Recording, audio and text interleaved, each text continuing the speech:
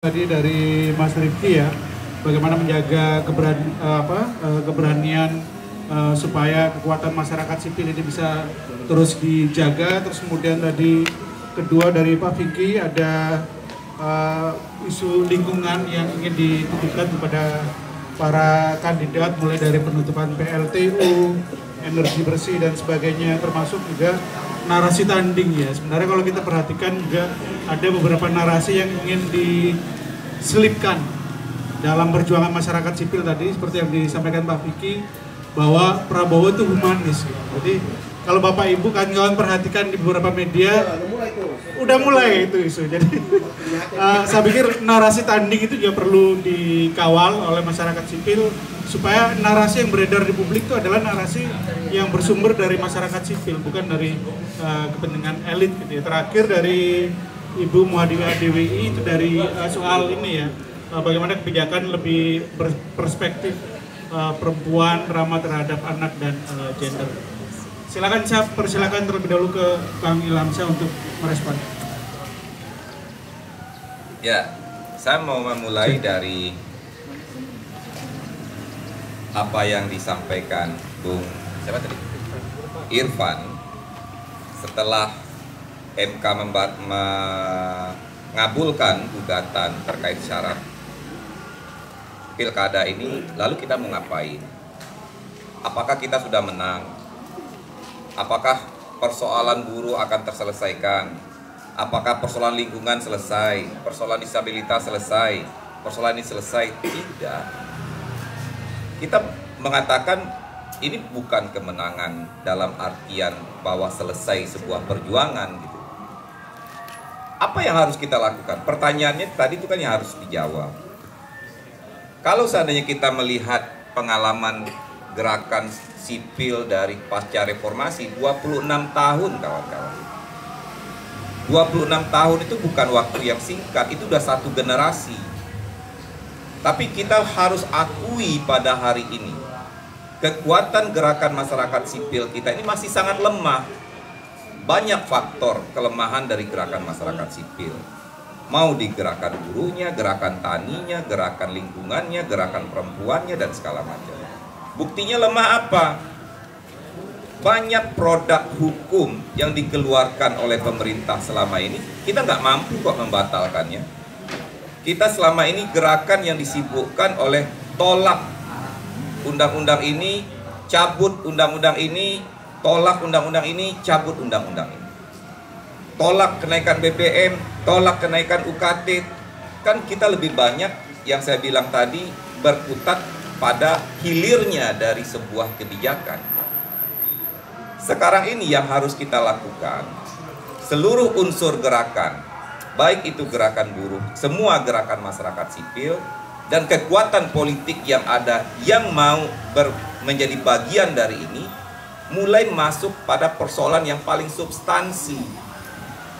Kalau bagi saya, persoalan yang paling substansi yang ada pada hari ini, itu problem yang saya bilang awal tadi, problem dari sistem demokrasi kita. Bagaimana kita menjadikan undang-undang partai politik ini sebagai penyatu bagi kita untuk ini dirubah. Bagaimana undang-undang pemilu ini harus menjadi pembicaraan, pendiskusian, satu hal yang penting bagi gerakan pada hari ini. Kalau seandainya undang-undang ini tidak dirubah, kita akan tetap memproduksi anggota-anggota legislatif, anggota-anggota eksekutif yang seperti yang selama ini kita rasakan, sehingga kebijakannya pun akan sama seperti apa yang sebelumnya. Nah, apa yang disampaikan oleh kawan-kawan Gebrak tadi, kalau seandainya kekuatan gerakan masyarakat sipil mau membangun partai politiknya sendiri, saya sudah jelaskan tadi, membangun partai itu tidak susah, kecuali kita bisa merubah undang-undang partai politik dengan persyaratan yang lebih rendah. Akan menjadi berat bagi kekuatan gerakan masyarakat sipil yang saya bilang tadi. Sudah banyak kelompok yang sudah mencoba itu dan akhirnya gagal. Ya alhamdulillah partai buruh ini mungkin ya Tuhan juga memberikan kemudahan, ada banyak serikat-serikat buruh yang menyatu, ada banyak gerakan tani yang ikut terlibat di situ, yang mempunyai struktur yang cukup luas. Akhirnya kita bisa lewat dari verifikasi itu. Oke, kita lewat verifikasi, tapi kita dihadapkan dengan undang-undang pemilunya, dengan sistem pemilu proporsional terbuka berdasarkan suara terbanyak, parliamentary threshold, presiden threshold. Kalau seandainya ini tidak kita jadikan musuh bersama yang harus kita rubah, itu akan berat. Karena kalau seandainya kita memperjuangkan lagi, oh undang-undang cipta kerja saja, begitu beratnya.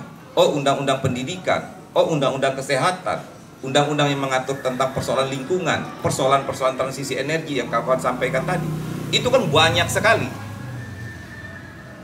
Dan mungkin nggak bisa datanya begitu banyak gitu ya, problem yang dihadapi oleh rakyat ini tadi. Kalau seandainya sistem demokrasi kita masih seperti ini terus akan memproduksi aturan hukum dan undang-undang yang pasti akan merugikan kepentingan kita. Karena borjuasi nasional yang terkonsolidasi di dalam partai-partai politik yang ada pada hari ini, dia tentu akan terus memproduksi undang-undang, aturan-aturan yang menguntungkan kepentingan mereka. Nah, saya menawarkan dua hal kepada kawan-kawan di gerakan. Pertama, ayo kita jadikan undang-undang partai politik, undang-undang pemilihan umum, undang-undang pilkada untuk kita buatkan kajiannya sehingga kita bisa mendapatkan nanti proses demokrasi yang lebih setara, proses demokrasi yang lebih adil, sehingga dari proses demokrasi pemilu itu melahirkan orang-orang terbaik yang bisa merepresentasikan apa yang menjadi kehendak rakyat. Tanpa ada revisi dari undang-undang ini akan mendaur ulang kembali apa yang sudah pernah terjadi dalam pemilu-pemilu sebelumnya. Bagaimana konsolidasi gerakan masyarakat sipil tidak hanya lagi berbicara kita undang-undang KPK, undang-undang ini, oke, itu dibicarakan. Tapi ini undang-undang ini lebih penting kalau menurut saya pada hari ini. Kalau nggak ada perubahan dalam undang-undang sistem pemilu, sistem partai politik, sistem pilkada, tentu ini menjadi basis dasar dari bangunan yang namanya negara ini. Kedua, front politik atau blok politik menjadi kebutuhan. Kawan-kawan gebrak, kalau seandainya mau menginisiasi, ini ruang yang tepat, ini tempat, waktu yang tepat. Konsolidasikan unsur gerakan masyarakat sipil yang memang berserius untuk membangun kekuatan itu. Jadikan undang-undang ini sebagai landasan utama pembangunan kekuatan politiknya, karena tanpa perubahan undang-undang ini, front politik, konsolidasi politik akan sulit untuk kita buat majukan menjadi sebuah partai politik. Nah, dalam konteks front politik ini jangan alergi. Saya kebetulan yang sudah misalnya di partai buruh, jangan dipilah, oh ini cuma hanya untuk gerakan. Kita kan sama-sama tahu, kita latar belakang kita sama, sampai hari ini pun kita masih bagian dari satu konsolidasi gerakan.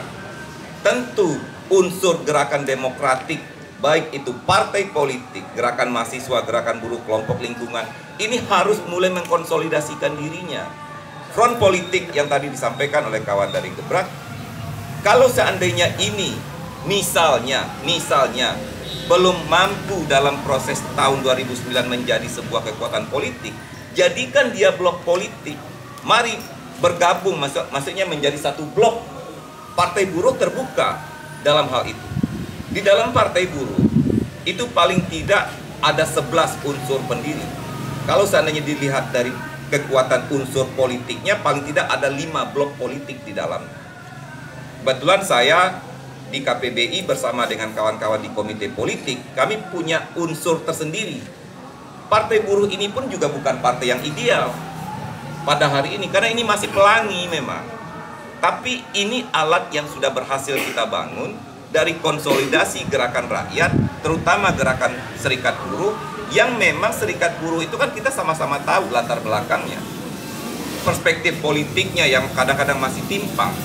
Nah, keberadaan kita di dalam partai ini tentu punya tugas tanggung jawab untuk juga memajukan kesadaran politik, kesadaran ideologi dari semua unsur yang ada di dalam.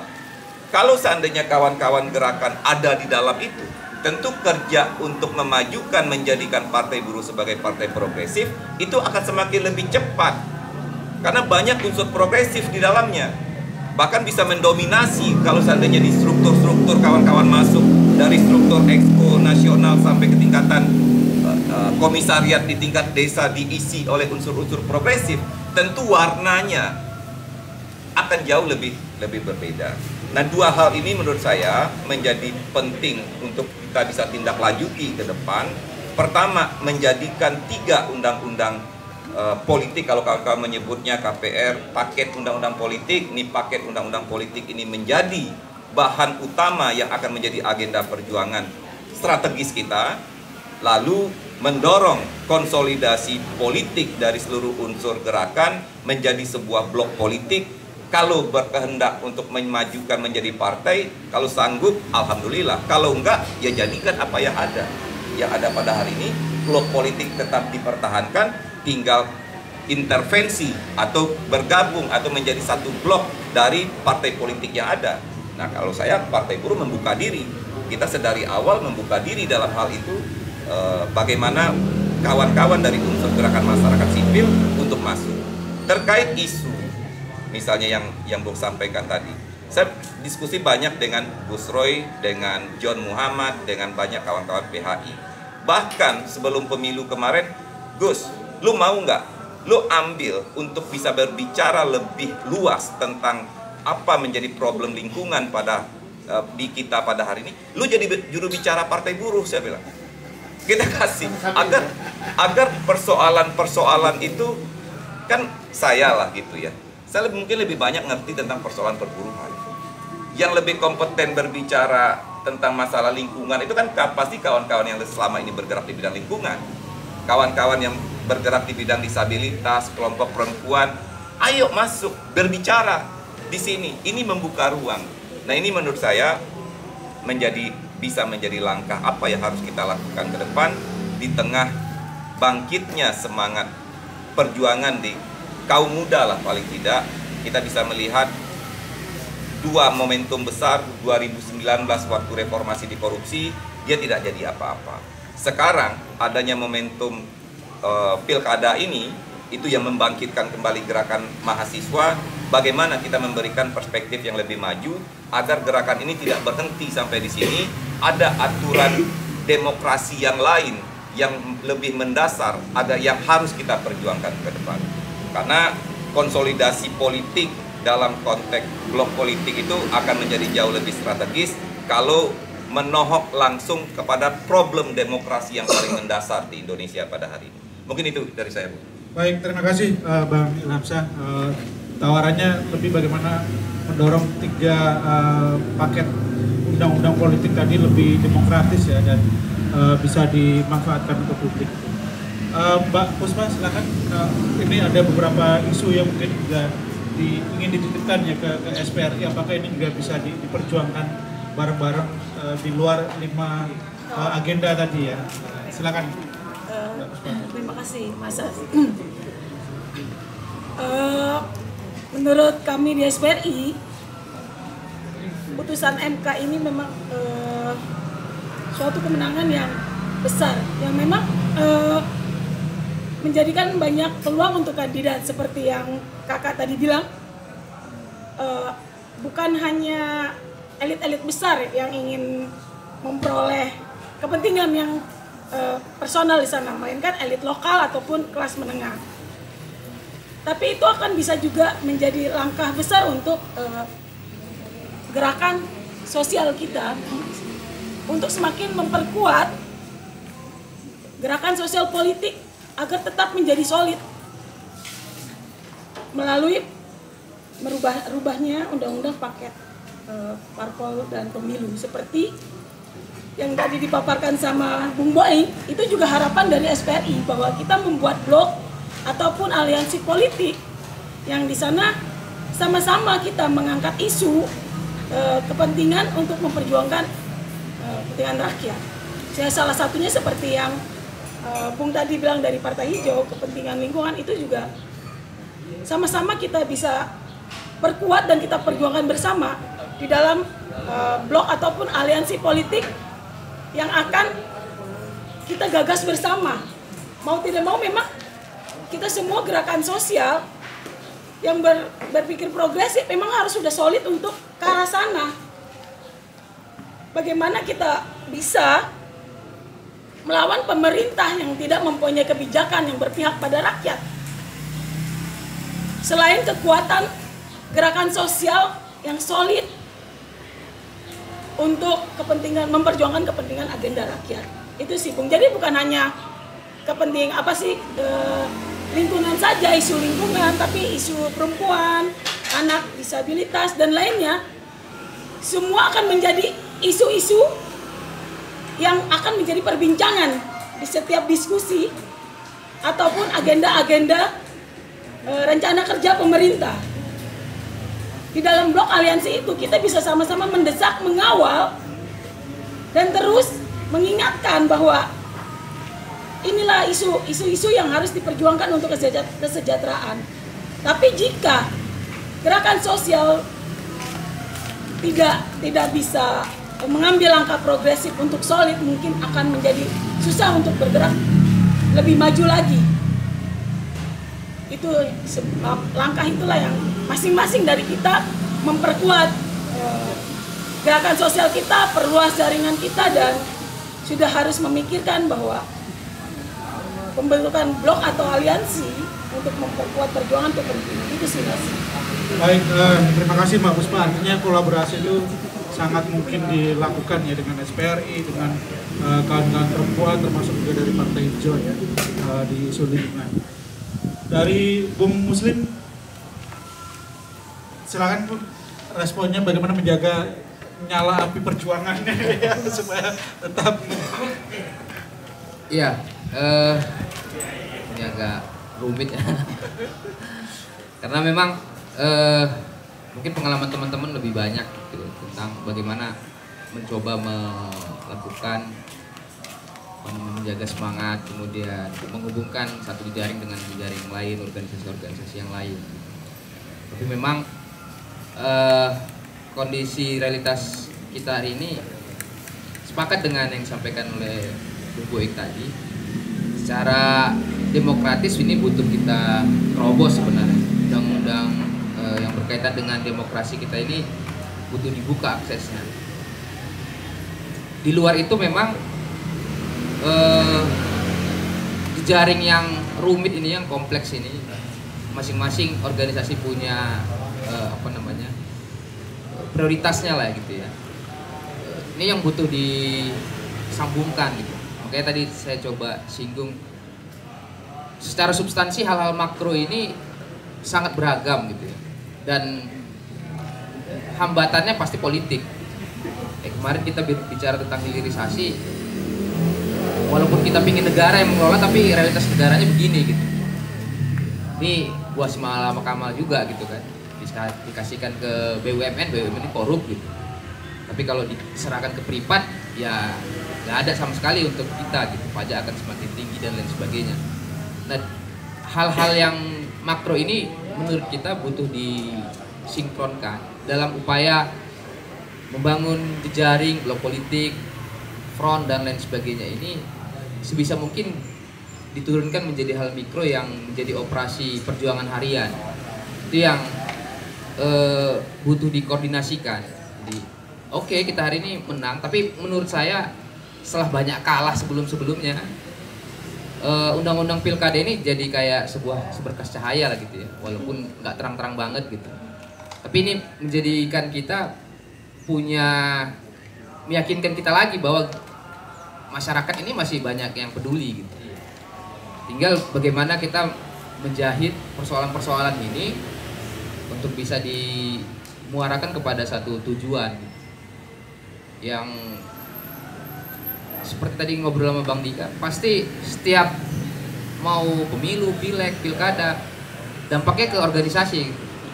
Karena masyarakat di level tapak itu dia berhadapan langsung kan dengan aktivitas-aktivitas politik dan ekonomi itu. Nah ini yang butuh dihubungkan, sehingga memang kalau tadi disebut Bang Sasmito, narasi tanding ini butuh kita munculkan juga gitu. Hari ini memang Bapak Gemoy itu mencitrakan dirinya humanis gitu kan, ya itu butuh dibuat lawan tandingnya, termasuk berbicara tentang transisi energi, hilirisasi, tentang disabilitas. Setahu saya sekarang sedang ada rancangan undang-undang rancangan pembangunan jangka panjang nasional, dan di situ semua dituangkan transformasi politik, ekonomi, sosial dan lain sebagainya, yang arahnya memang nggak menguntungkan kita. Nah, dalam konteks itu menurut kita di Gebrak memang harus dimulai untuk kita ya bersilaturahmi lagi, bangun jaring lagi, bertemu lagi gitu, untuk menyamakan frekuensi lagi ke depan mau apa gitu. Karena kita sadari bahwa masyarakat hari ini jengah, tapi kejengahan ini mau dimuarakan kemana nggak tahu gitu. Ya, akhirnya misu-misu aja di Twitter, di medsos, yang isunya sangat personal gitu, tidak struktural. Itu yang kupikir menjadi pekerjaan besar bagi kita semua ya, menurutku pasca pilkada ini apa gitu. Ya bagi kita di Gebrak akan terus melakukan kerjasama itu, koordinasi, sehingga memang kalau opsi-opsi yang tidak memungkinkan sampai misalkan katakanlah 2029 itu nggak cukup gitu, ya memang harus yang tersedia apa gitu. Karena ya bagi kami politik progresifnya itu harus dijadikan narasi tanding. Kalau nggak ada politik progresif, ya udah kita kemakan semua dengan isu pertumbuhan ekonomi, infrastruktur dan lain sebagainya. Mungkin itu dulu.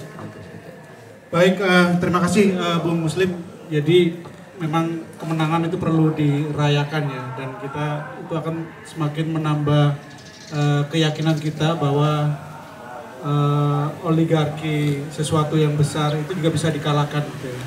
Bayangkan kawan-kawan, ada berapa partai yang setuju dengan revisi undang-undang pilkada dan hanya ada satu partai yang kemudian menolak, tapi itu kemudian bisa dimenangkan dengan aksi-aksi yang cukup luar biasa. Jadi kemenangan itu juga pasti akan menambah kepercayaan diri kita untuk mengubah apa yang menurut kita tidak baik dalam berbagai kebijakan publik yang ada di Indonesia, khususnya paket undang-undang tadi ya, undang-undang partai politik, undang-undang pemilu, dan undang-undang pilkada. Bapak Ibu, kawan-kawan semuanya, karena keterbatasan waktu, kita akhiri diskusi sore hari ini, tapi sebelumnya saya ingin meminta pernyataan penutup gitu ya. Kalau tadi sudah ada beberapa agenda yang ingin dilakukan dan ditawarkan, baik dari SPRI, baik dari Gebrak ataupun Partai Buruh, tapi saya ingin mendapat satu pernyataan penutup atau closing statement, apa yang akan dilakukan supaya agenda-agenda tadi itu bisa berhasil disampaikan di Pilkada 2024 ini. Silakan, saya mulai dari Ibu Puspa terlebih dahulu. Silakan Mbak Puspa. 1 menit. 1 menit. Closingnya ya, masyarakat memang harus dibangun kesadarannya untuk berserikat sih. Perempuan jika tidak mau menjadi korban femisida selalu, mau nggak mau harus berserikat. Begitu juga dengan kawan-kawan disabilitas dan kawan-kawan lain.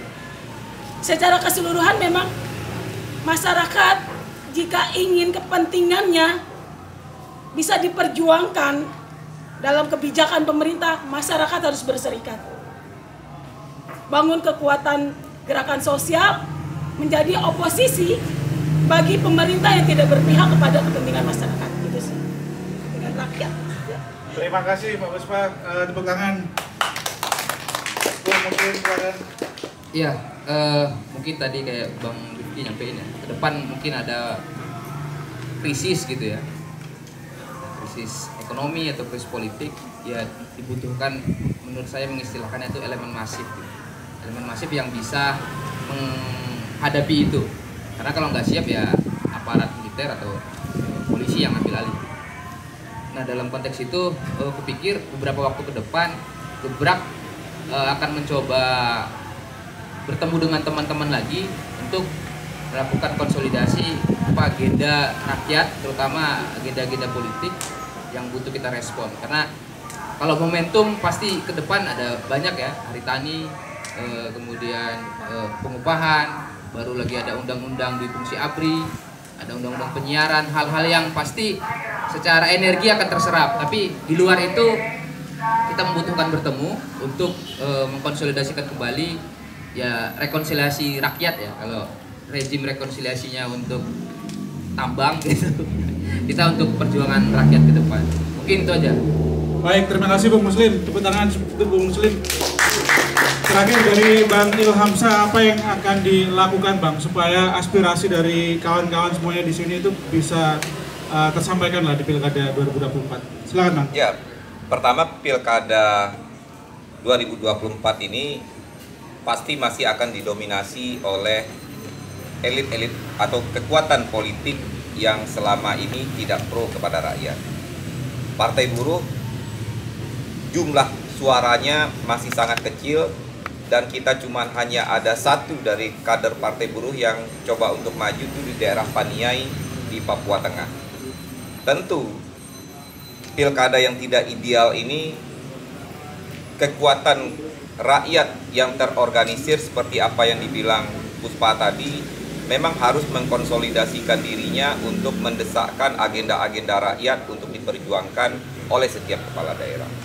Kedua, untuk konsolidasi gerakan ini mungkin momen yang tepat.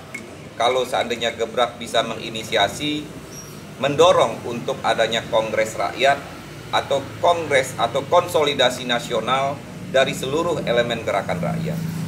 Undang semua jaringan yang ada pada hari ini, tidak hanya yang di Jakarta, tentu secara nasional, karena gerakan mahasiswa yang bangkit pada hari ini, gerakan pemuda, pelajar, kelompok lingkungan, disabilitas, kelompok perempuan, ini kesempatan bagi kita ada momentum untuk membuat sebuah kongres rakyat atau konsolidasi nasional dari gerakan untuk bisa melahirkan satu ide gagasan untuk membangun satu blok politik yang lebih kuat, yang siap untuk bertarung secara politik, tidak lagi hanya menjadi gerakan yang sifatnya tolak cabut, tapi menjadi sebuah gerakan yang terstruktur, terkonsep, yang bisa menjadi kekuatan politik yang bisa nanti ikut menentukan perubahan yang lebih mendasar seperti apa yang menjadi cita-cita kita bersama. Mungkin itu, Bung. Baik, terima kasih buat Bung Ilhamsah. Dengan demikian berakhir pula diskusi sore hari ini. Saya mewakili kawan-kawan di koreksi.org dan SPRI Jakarta menyampaikan terima kasih kepada Bapak Ibu.